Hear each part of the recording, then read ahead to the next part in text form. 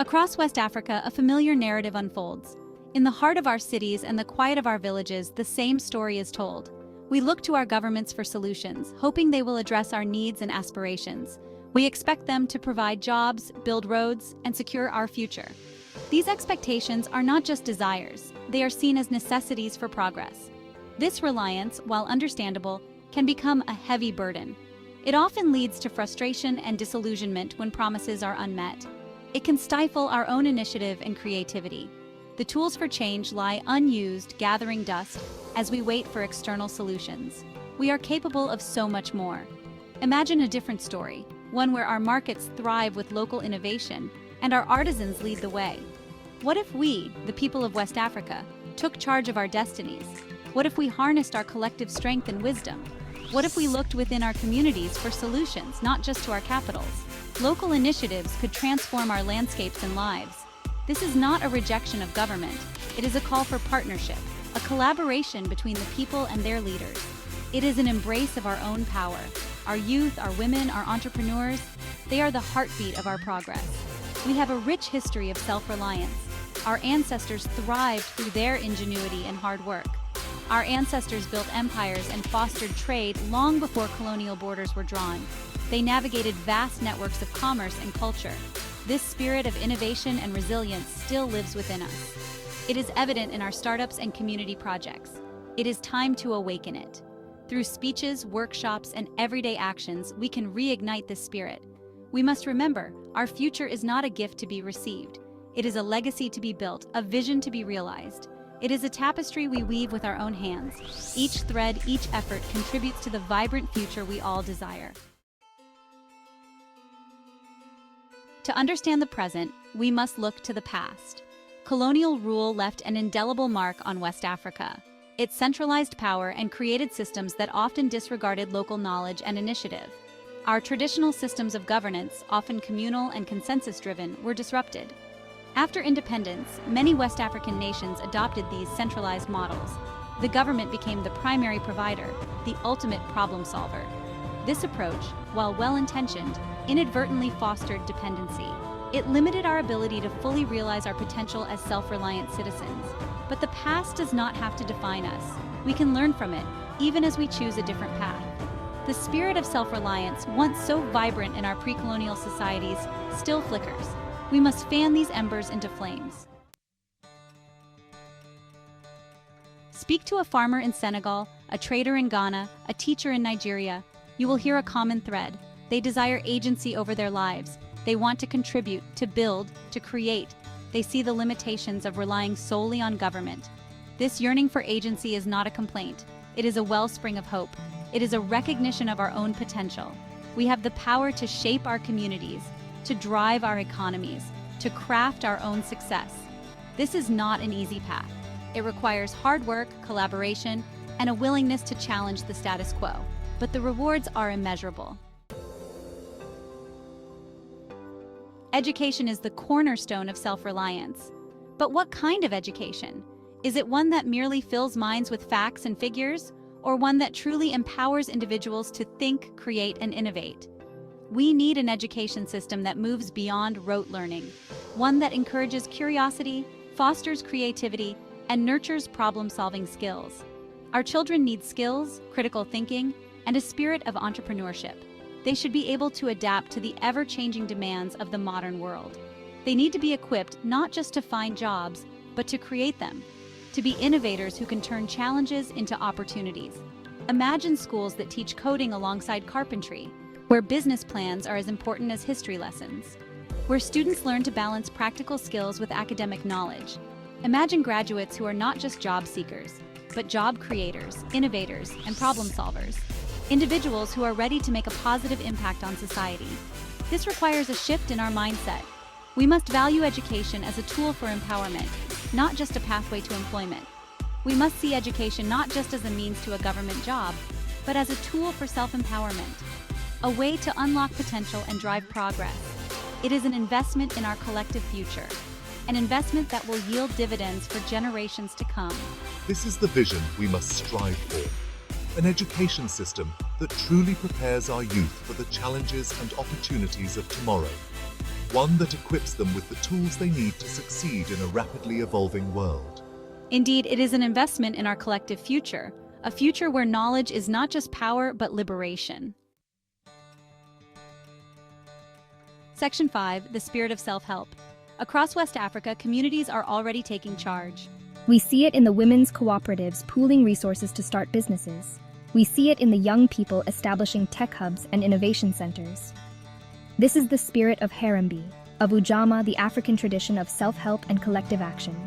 We need to nurture these initiatives. We need to create an environment where they can thrive. This means cutting back on bureaucratic red tape. It means providing access to microfinance and business training. It means fostering a culture that celebrates entrepreneurship. Section 6. Nurturing our own. Imagine a West Africa where every village has a workshop, where skills are passed down from generation to generation. Imagine communities coming together to build their own schools, dig their own wells, and power their own homes with renewable energy. This is not a utopian dream. It is the reality we can create if we invest in our own. We must support local businesses, buy from our neighbors, and prioritize local solutions. This is how we build strong, resilient communities from the ground up. This is not about rejecting the outside world. It is about recognizing the power and potential that lies within our own communities. It is about believing in ourselves. Section 7. When the world watches, sports have the power to unite us. They can transcend cultural and linguistic barriers. But sports can also be a powerful engine for economic growth and community development. Look at Senegal. Their victory in the African Cup of Nations sparked a wave of national pride. It also brought in investment, boosted tourism, and created opportunities for local businesses. Investing in sports is not just about winning trophies. It is about investing in our youth, providing them with healthy outlets, and teaching them teamwork and discipline. The impact of sports extends far beyond the stadium. It can be a catalyst for social change. We see this in the work of organizations using football to empower girls, to promote peace building, and to provide education in underserved communities. When we invest in sports, we invest in the holistic development of our communities. We create a sense of belonging, promote healthy lifestyles, and provide opportunities for our youth to shine on a global stage.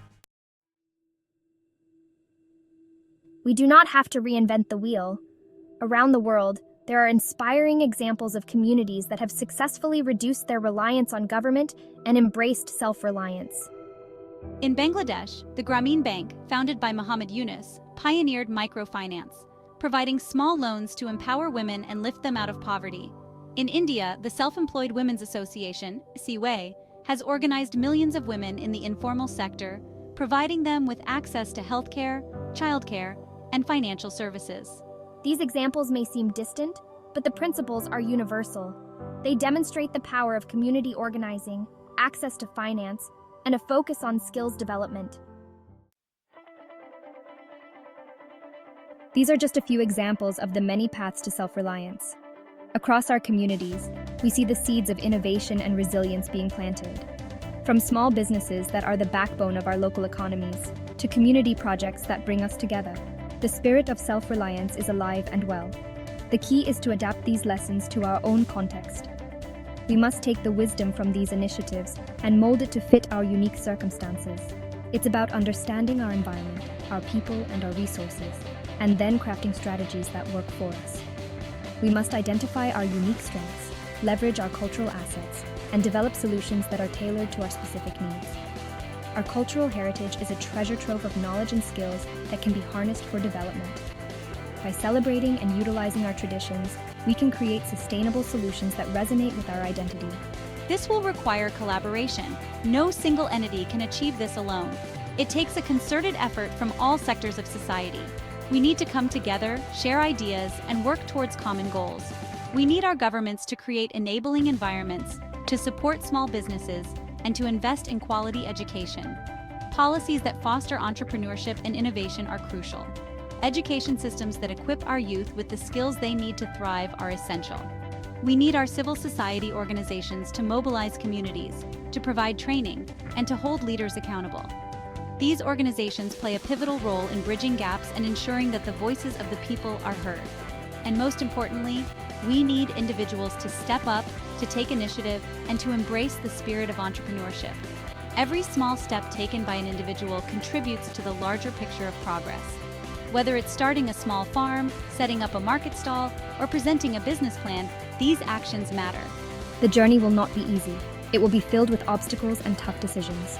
But it is through these challenges that we grow stronger and more resilient. There will be challenges, setbacks, and moments of doubt. Yet it is in these moments that our true character is revealed. Our ability to persevere, to find solutions, and to support one another will define our success. But we must never lose sight of the goal, a West Africa where our destinies are shaped not by dependence, but by our own collective agency. Together we can build a future where our communities thrive, our cultures flourish, and our people prosper. The future of West Africa is not predetermined.